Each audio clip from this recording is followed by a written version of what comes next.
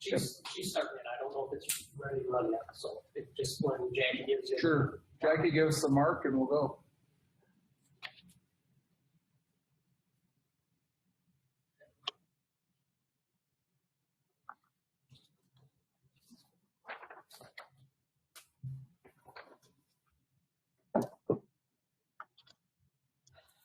We're streaming. I just want to make sure I've got my order here. Okay.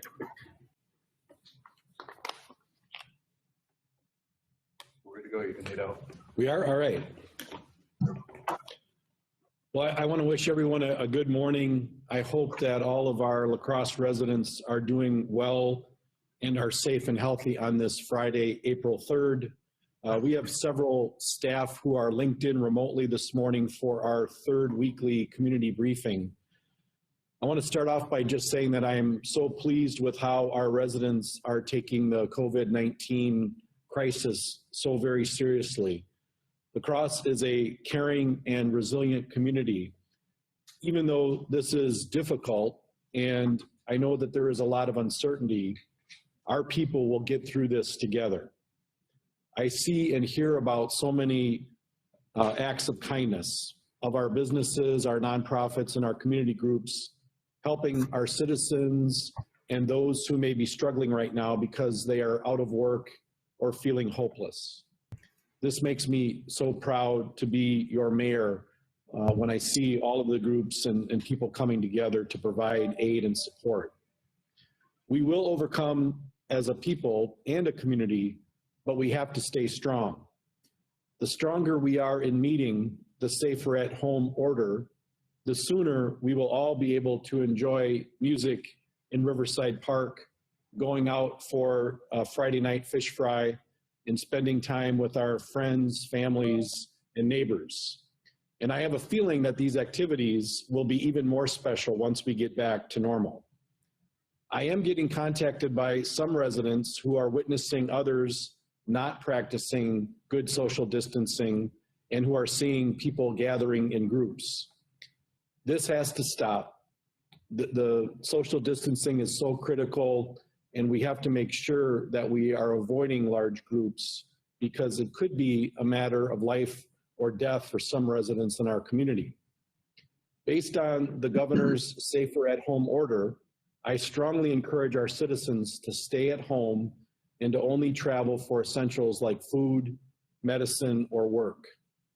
La Crosse is very blessed with beautiful spaces, and our parks and most of our trails are open right now. Governor Evers clarified again yesterday that going outside for a walk is acceptable as long as we practice good social distancing. And our Parks Department has reminders on our website for how to safely enjoy our parks and trails. We have closed our playgrounds. We've closed the skate park and basketball courts so that we can reduce the places for gathering for groups to gather. And I will talk, I will let Chief Coudron address the safer at home order and how our law enforcement is working nonstop to provide critical services and to balance this public health crisis with our rights as citizens. But please know that this is serious and we all have to work together. Please stay home and we will get through this as a community. So with that, I would like to introduce Chief Ken Gilliam with an update from our fire department and our emergency operations center. So Chief, please. Certainly, thank you, Mayor. Appreciate the media being here today as well as the live stream audience that will be watching this. Kind of an update on first the emergency operations center. We put out a community briefing probably about a week ago from today, just defining what an EOC was. The Emergency Operations Center is set up to support citywide operations. Our incident commanders in the police department, the fire department, as different incidents occur, they still have control of those situations. The EOC is really there as kind of an umbrella to help us coordinate. And yeah, go ahead and move the mic space to help us coordinate and just support citywide activities. While I have a break here too, I'll ask people at home or on your work computers there if you could mute your mics because we're getting some background feedback from some of you. Any questions on the emergency operations center aspects or the unified command, and then I can talk about what fire and EMS are kind of doing. You guys have any questions? Okay, hearing none. So steps that the fire department has taken, we've split up our fire stations. We have 4 fire stations. Some of those stations have 2 different rigs with crews working out of them. We're currently expanding that out and following the social distancing guidelines. We actually have a fire truck operating out of Logan High School, out of Central High School, and one out of the La Crosse Center. So we've divided our crews up in an effort to protect them kind of from each other. Obviously, our first responders are going to be coming in contact with people with COVID-19, and just trying to divide and conquer as we try to do the social distancing. We are still fully operational with our normal daily minimum staffings being met. We haven't had any COVID-19 confirmed cases on the fire department with any of our fire EMTs or paramedics. From a response perspective, you should still get the same type of response, but they may look a little different if you're feeling ill. We're getting guidelines in partnership with our medical director at Gunderson Hospital. And really it's about us being fully protective, personal protective equipment, gowns, masks, gloves. That's to protect our responders, but that's also to protect you. It's that balance of, as we come in contact with other people in the community and the gestation period for this thing to develop, we're trying to kind of protect both ways, and those barriers aren't necessarily that we're scared of patient contact. We're trying to limit the spread. So residents may be encouraged, if they're able to get up and walk, to simply walk out of their house or onto their front porch versus us tracking 2 or 3 EMT paramedics into the house to go where we don't know what's been cleaned. So just a little bit different operations, but still we're taking care of business for fire and EMS emergencies, and kind of see how it goes over the next few weeks. Any questions on the fire and EMS operations? Thank you, Chief. Next, I'd like to introduce Chief Sean Coudron from our police department to provide us with some updates on law enforcement and some other information, and I'll give folks a chance here to swing the microphones over. Chief?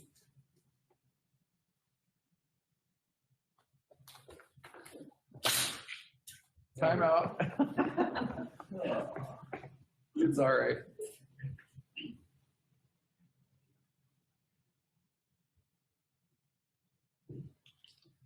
I'll segue for the people watching on the live stream. We are becoming masters of distance technology over the last few weeks by necessity, so it's certainly caused some struggles. All right, good morning, everyone. As we continue to move through each day during the COVID-19 pandemic, one thing is clear: it is safer to stay home. We encourage all members of our community to stay at home, stay safe, and stay healthy. You can protect yourself, your loved ones, and your neighbors during this time. Please follow all recommendations by our public health professionals. I'm asking everyone to talk to their family, their friends, their loved ones, and their neighbors, and remind them and encourage them to practice social distancing. We know this will keep our community safe. We are responding to issues concerning gatherings, and we are asking for voluntary compliance. So again, please talk to those in your life and let them know to practice social distancing during this time. During this time, the La Crosse Police Department has also worked closely with the Collaborative to End Homelessness. Cathedral School Gymnasium has been used to provide shelter. We know that location is not sustainable, and the City of La Crosse is working to find a better housing alternative, and a housing alternative that is meant for habitation. Our police officers are still out in the community, still doing what they do every day, providing quality service to our community. We ask for the community's cooperation at this time. We will get through this together, and I appreciate it. Thank you, Chief. Besides continuing these critical services like our emergency response, water, sewer, streets, transit, garbage and recycling, the city has been working nonstop with our community partners to, thank you, Chief, to identify and pull together resources and assistance for our citizens, especially those who are most vulnerable. So with that, we do have 2 of our staff members linked in via live stream from our Planning and Development Department. I would like to have Jason Gilman, our Planning and Development Director, talk about and provide some information about our local resource guide that he and city staff have pulled together to help connect our residents to available resources and programs. So with that, good morning, Jason. Take it away. Good morning, Mayor, and good morning to the public. And with sincere wishes, I was with you in serving the public face-to-face these days. Our planning department continues to work on ways to help the city through this pandemic. Our community coordination plan, which is now on the city's website, offers information with important resources for citizens in the areas of housing, support, food, employment, childcare, mental health, transportation, business, volunteer opportunities, and then general CDC recommendations for protecting your health. This document will assist our citizens and can be found, as I said, under COVID resources on the city's website. It also serves our emergency operations team in offering fast access to public and private resources and those partnership opportunities that the mayor referred to. It is also a fluid document that we're expanding as resources continue to expand. I would just ask you to take a look at the city's website under COVID resources and look at the list of things that we have provided there for you. Thank you, Jason. Next, I would like to introduce Andrea Schnick, who is our economic development planner. With all of the forced closures of businesses here in La Crosse, our business owners and our workers are hurting really bad right now.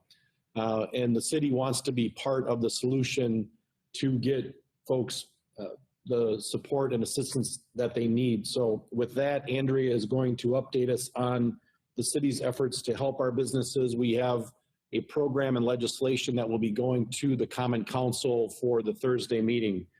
So with that, good morning, Andrea. Good morning, Mayor. Thank you.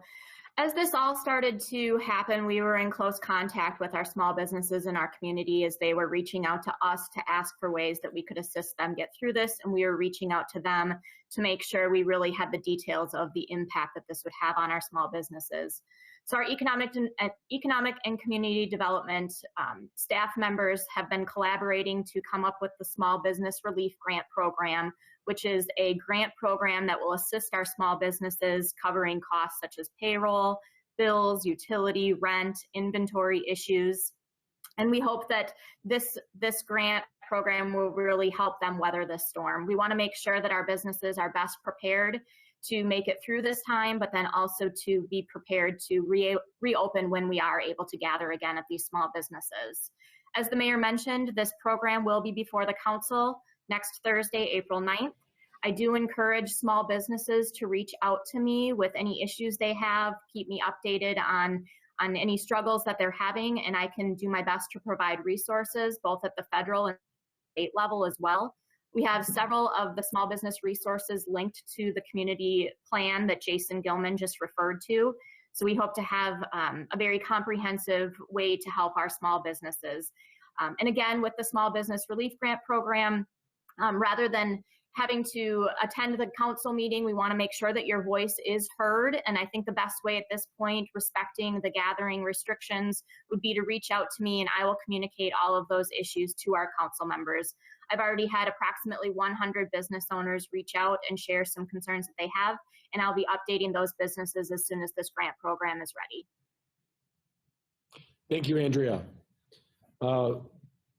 As we start to work on a plan for recovery and re-engaging our residents, I want to turn it back to Jason Gilman to talk about this idea for providing garden space here in our city and to encourage people to be able to grow more food locally here. So with that, back to you, Jason, as far as an update on a program that we're working that is engaging our neighborhoods and our residents to grow food. Thank you, Mayor.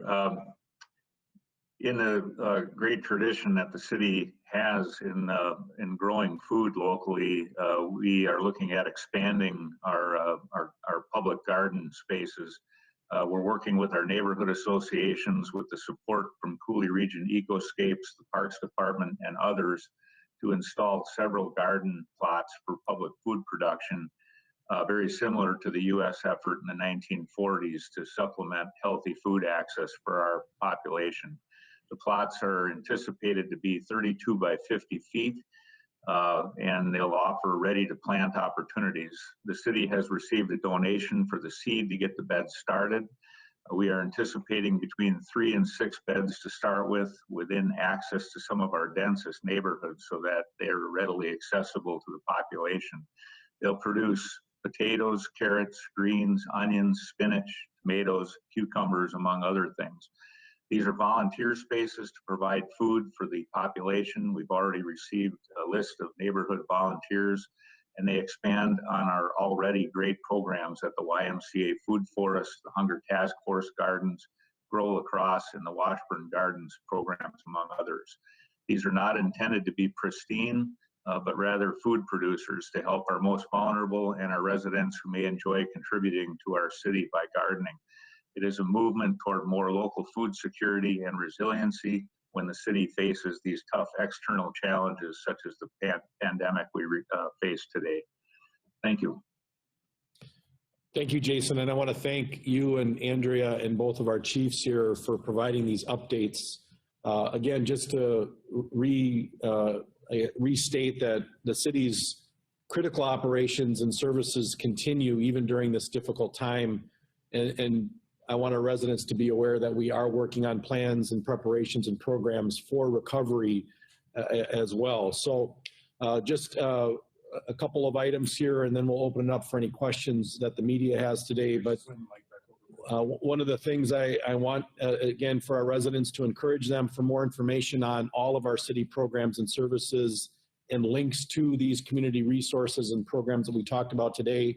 That information can be found on the city's website at www.cityoflacrosse.org. You can also follow our social media pages. We've got a number of Facebook pages through our city, through the police department, our parks and recs, and others that provide updates. And also, if folks have questions, they can always call our general number, which is 608-789-CITY. Thank you to our La Crosse residents for being such a critical part of the solution to this COVID-19 pandemic. I encourage you to continue those efforts and, again, practice good social distancing and also check up on each other, on our neighbors and loved ones. I wish you continued good health and safety. I want you to stay well, and God bless. And with that, that's a close of our formal presentation. I would now like to open it up to any of our media that are here today for questions on any of our programs or the speakers this morning. A question for Chief Goudron. In Minnesota, Governor Walz said that over 2/3 of their calls were for domestic violence during this COVID-19 time. What can you speak to on sort of your call volume during this time? Yeah, we have seen, sure.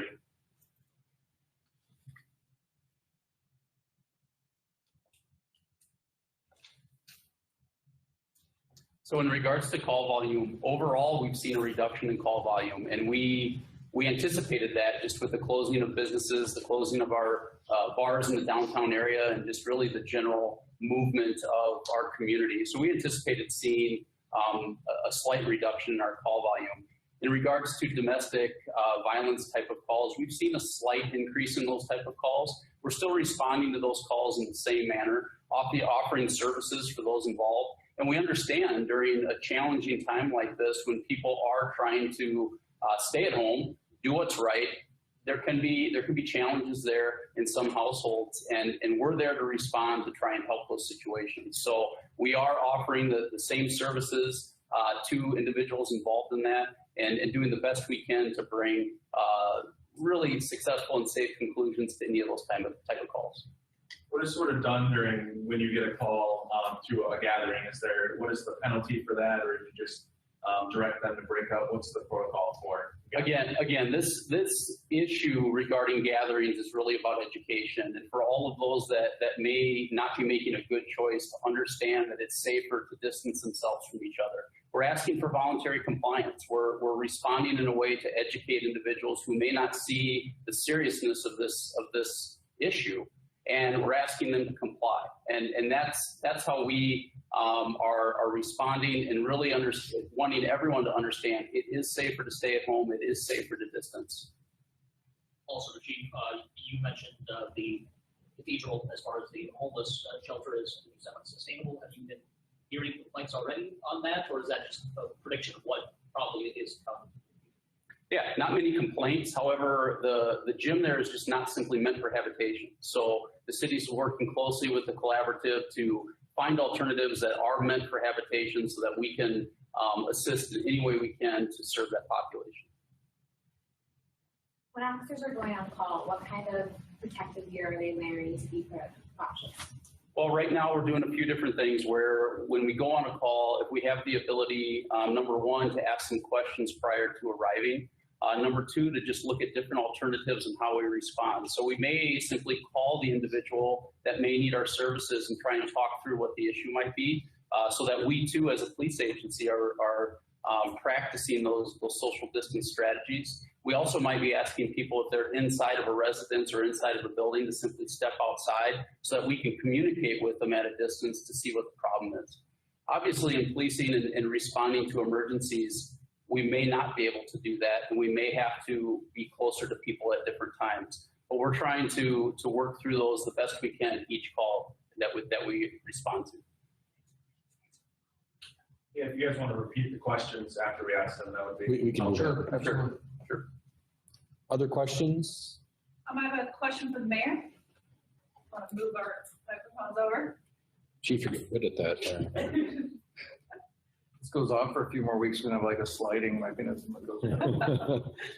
I wanted to ask you about the community response page and what was the thought process when you guys put it all together, and how did you manage to put it all together? There are a lot of different resources there, so tell me about that. Well, I think the whole idea of, we focused initially, of course, on making sure that the city is still providing our critical services and that those are not significantly changing early on in this whole process, and especially in establishing this emergency operations system. We really talked about that, the critical services and making sure we're taking care of our people. But then obviously the follow-on to that was it's not just about the city government or city operations, but it's really more about our larger community and just all of the resources that we have here as a community. La Crosse is very resource rich, and we wanted to be able to have a place where people could go in one location to try to sort through that, because right now with all this uncertainty and who knows if there's an office open or a phone call to call, I mean, that uncertainty just adds, I think, to more of the anxiety and stress levels that people might be experiencing. So really the credit goes to our planning and development department. Their connections not only with the businesses that they were hearing from, but just our neighborhoods and our community members. They identified pretty early on that they wanted to be able to pull together those resources in a single source. And they've done that, I think, just wonderfully, and especially just organizing it by need. We're going to continue, as Jason Gilman said, to update that on a regular basis as we get more information. But the idea is if people do have internet access, they can go to the city's website. There is just a lot of information there, not only about our current and ongoing critical services, but also these community resources. If folks don't have access to the internet, they can still call the 789 city number, and we can connect that way and get people the information that they're looking for. So it really is meant because, City Hall is closed, unfortunately, right now. And so folks aren't able to come here in person, and we're looking at other ways to get that information out into our community. So when it comes to contacting specific community members, like Andrew mentioned, you should reach out to her if you have a small business. How do you do that? Or what is the best way to do that right now? We call people? Yeah, you bet. Our staff is still responding. So, I'm sorry. Yeah, the question was, how do members of the public connect with either individual departments or individual staff here at the city? We still have our departments and our staff working. Many of them are working from home. And I would encourage, again, our public to go to the city's website because all of the departments there are represented along with phone numbers and emails. And as a last resort, if people aren't quite sure who to call, they can still dial 789-CITY, leave a message, and we will connect with them. Mayor, with the election coming up on Tuesday, what's some advice you have for people going out to vote and also changes that they may be seeing? Well, one of the things that we've been really working when it comes to the election and advice and encouragement, we've been all along encouraging people to request absentee ballots and to participate in the election through the mail. And the judge's order yesterday extended that time frame for people to be able to request ballots by mail. And so we're, I can't say this enough. We're asking our voters, please, go to myvote.wi.gov or to call the city clerk's office at 789-7510 and request a ballot through the mail and take care of it that way. The judge's order also is extending the time that those votes then can come back to us, as long as they're postmarked by the election date. That's going to be very helpful, and I'm glad that order contained that language. And so we've been really encouraging that. For those that are voting, and today is the last day of in-person voting here at City Hall, we made, I think, some extraordinary measures and took some extraordinary steps to keep people safe, and have received a lot of positive feedback from our system here in City Hall. We have, in essence, a police department staff that's greeting people to make sure that people are practicing social distancing. They're making sure that we are not having a large number of people actually in the building at the same time to vote. So there is perhaps a little bit of a wait. And then as people are going through the voting itself, the social distancing, the good hygiene, we really are limiting, nobody's touching driver's licenses or photo IDs or any of those types of things. Voters are given a pen that they take with them. So we've really reduced and tried to eliminate any opportunities for exposure, and that has gone well. We're doing those same things with our polling stations then on Tuesday. So yesterday, based on what the state decided, and then with some of that direction coming from the judge's ruling, we reduced the number of polling stations from 13 locations down to 8. Those 8 locations are, again, on the city's website. There are a number of wards that have changed, and I would encourage people to still go to the city's website. They can call the clerk or go to myvote.wi.gov to find their polling location. And we're going to be taking those same extraordinary measures to keep people safe if they do vote in person next week. We'll ask for people's patience because it might, there might be a line, and really to, again, try to reduce the number of people that are interacting with one another. So that's the preference, I think, would be for a lot of people to postpone the election or to pause it and have it to be at a later date once we're on the other side of this crisis. But that's not going to happen at the local level. We are going to implement a fair and convenient election and make sure to do everything we can to keep people safe. Other questions? All right. Well, thank you all for being here. Thank you for folks for hooking in via remotely. I'm glad that the media had a chance to see our system and work here.